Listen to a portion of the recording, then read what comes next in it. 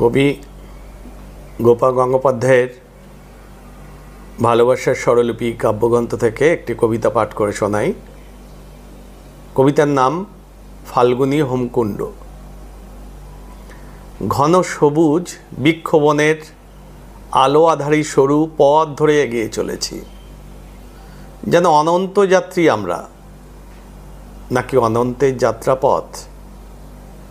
তোমার দৃঢ় হাতের বন্ধনে বাঁধা আমার আঙুল, তবু পথশ্রমে অবশ্যই শিথিল প্রায়।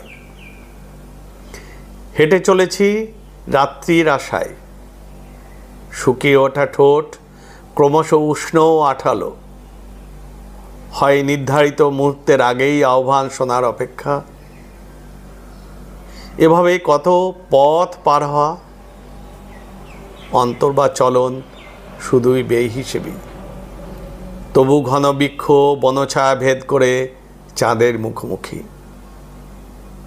আছলা ভরা চন্দ্রমা করি পান, নতুন জীবন এসেছই ছেঁড়া মলিন প্রাণ। পুরাতন জং পড়া বিনায় বেজে ওঠে নতুনের গান। পুনঃ পুনঃ ফিরে আসে কুণ্ডলী এম কুণ্ড, জ্বলে ওঠে নতুন আগুন।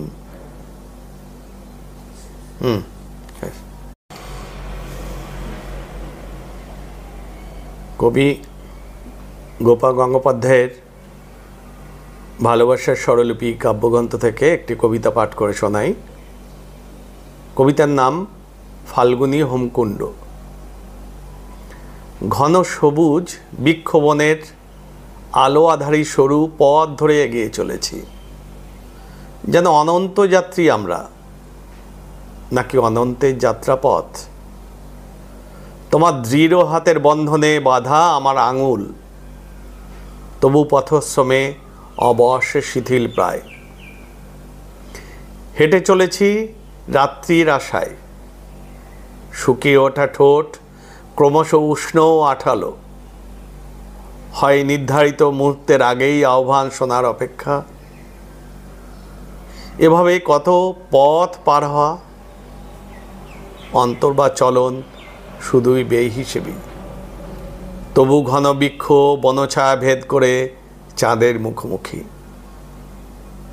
আছলা ভরা চন্দ্রমা করি পান, নতুন জীবন এসেছই ছেঁড়া মলিন প্রাণ। পুরাতন জং পড়া বিনায় বেজে ওঠে নতুনের গান। পুনঃ পুনঃ ফিরে আসে কুণ্ডলী এম কুণ্ড, জ্বলে ওঠে নতুন আগুন।